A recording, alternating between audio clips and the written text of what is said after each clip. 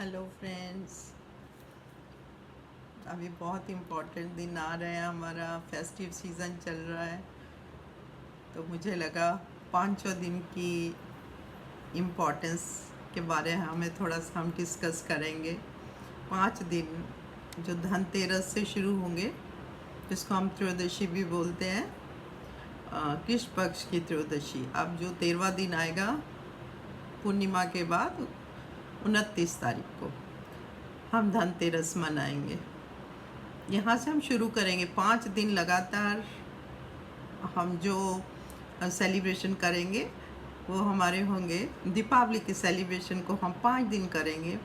पहला दिन त्रयोदशी, फिर चतुर्दशी, उसके बाद फिर जिसको हम छोटी दिवाली भी कहते हैं, बड़ी दिवाली, फिर गोवर्धन पूजा और फिर भाई दूज के साथ इसका समापन होता है।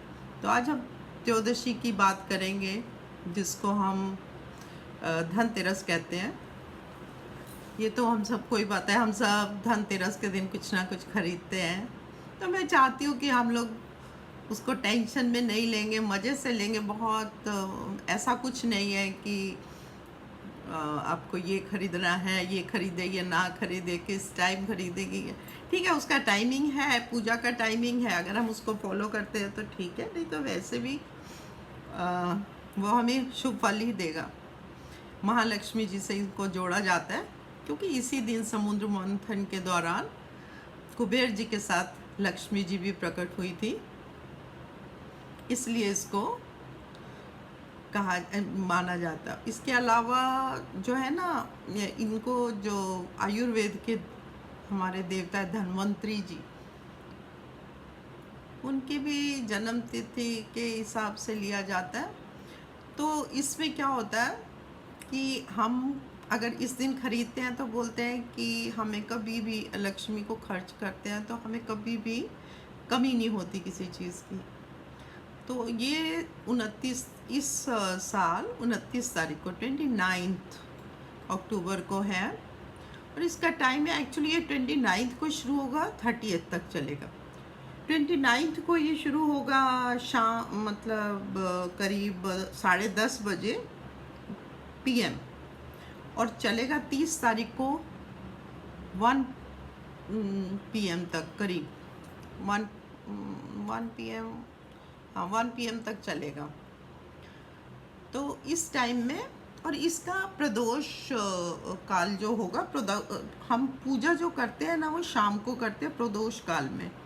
वो पूजा होगी 5 से 7:30 बजे तक। प्रदोष काल मतलब पूजा के लिए ही हम करेंगे, मतलब जो चीज़ हम लाए हैं उसकी पूजा करें, या फिर हम महालक्ष्मी के मंत्रों का जाप करें। एक्चुअली तो 5 दिन ही हमें महालक्ष्मी जी के मंत्रों का जाप करना चाहिए।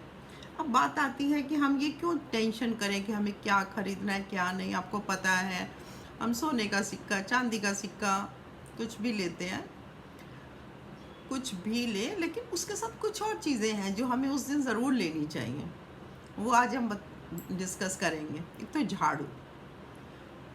झाड़ू को हम बहुत इम्पोर्टेंस देते हैं, क्योंकि झाड़ू हमारे घर की गंदगी दूर करता है, नेगेटिविटी को दूर करता है। एक तो झाड़ू को कभी पाँव से छूना नहीं चाहिए, और इस दिन हमें झाड़ू ज़रूर खरीदना चाहिए। बहुत शुभ होता है झाड़ू खरीदना, ठीक है। झाड़ू के साथ साथ हमें जो भी हम ये लगाते हैं ना, तोरण वगैरह जो हम घर को सजाने के लिए लेते हैं, वो भी हमें लेना चाहिए इस दिन। वो भी बहुत शुभ होता है। घर को सजाने का सामान, मेनली बाहर के लिए, अगर हम घर के लिए तोरण ले रहे हैं या कुछ और सजाने के लिए आप ले रहे हो, वो भी बहुत अच्छा होता है। और कोई भी बर्तन ले सकते हैं, बर्तन भी और अच्छा होता है। अगर हम, मैं न्यूमरोलॉजी से, तो मैं सोचूंगी नंबर्स के हिसाब से, कलर्स के हिसाब से, अगर हम कोई चीज़ ले तो और अच्छा है। कपड़ा वपड़ा लेना तो उस हिसाब से ले, नहीं तो कोई बात नहीं। सोना चांदी हर एक उसमें वो कर देता है। या फिर हम कोई बर्तन ले सकते हैं, कोई भी बर्तन ले सकते हैं। अगर सोना चांदी नहीं खरीद सकते तो कोई हम बर्तन ले सकते हैं। और इसके ये 2 चीज़ें तो, झाड़ू तो ज़रूर लेना चाहिए हमें इस दिन। और इसको जो है, इसको खरीद लेंगे। और धन्वंतरी जी का होने के कारण मैं एक और चीज़ कहूँगी, हमें इस दिन ना मेडिसिन्स जो गरीब मरीज़ होते हैं, गवर्नमेंट हॉस्पिटल के मरीज़ होते हैं, उनको थोड़ी सी मेडिसिन्स वगैरह देनी चाहिए। उससे कहते हैं वो बहुत खुश होते हैं, वो आयुर्वेद के देवता हैं। तो अगर हम किसी की मरीज़ की हेल्प कर सके या वो भी बहुत अच्छा है। अब ये सोचने का है, कुछ चाहते हैं इस दिन कुछ अलग करें तो ये कर सकते हैं, ऐसा कुछ ज़रूरी नहीं है। और ये जो भी हम लाएंगे उसको उसी दिन पूजा करनी है। अब हमने क्या नहीं खरीदना चाहिए, बस हमें दो ही चीज़ें ध्यान रखनी है। क्या नहीं खरीदना चाहिए, क्या नहीं खरीदना चाहिए में हमें कोई भी नुकीली चीज़ नहीं लेनी चाहिए, जैसे चाकू, कैंची, इस तरह की चीज़ें नहीं लेनी चाहिए। सुई भी नहीं लेनी चाहिए, नुकीली चीज़ भी नहीं लेनी चाहिए। और इसके साथ प्लास्टिक का सामान नहीं लेना चाहिए, क्योंकि प्लास्टिक आपको पता है हमारी हेल्थ के लिए भी अच्छा नहीं है, और प्लास्टिक को बिल्कुल शुभ नहीं माना जाता, इसलिए प्लास्टिक तो नहीं लेना चाहिए। और बस आपको जो आप रूटीन करते हैं सुबह उठ के आप ऐसे ही पूजा करेंगे। आप शॉपिंग जाइए, शॉपिंग करके सिर्फ राहु काल का ध्यान रखिए, फिर शॉपिंग कर लीजिए। शॉपिंग करके शाम को 5 से 7:30 बजे तक पूजा कीजिए। माँ की, महालक्ष्मी की 5वें दिन पूजा कीजिए। और उसके बाद इस दिन एक दिया भी जलाया जाता है घर के बाहर, यम दीपक कहते हैं उसे, वो भी जलाना चाहिए इसको, क्योंकि कहते हैं कि अगर वो दिया जलाया जाए घर के बाहर तो कोई अनहोनी नहीं होती।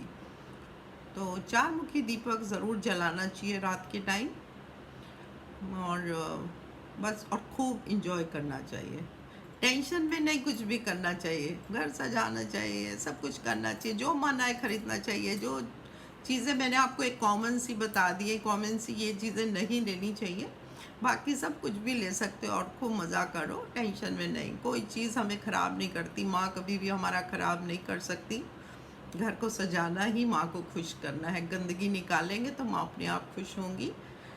Thank you. अगर पसंद आए वीडियो तो please like, share and subscribe. Thank you.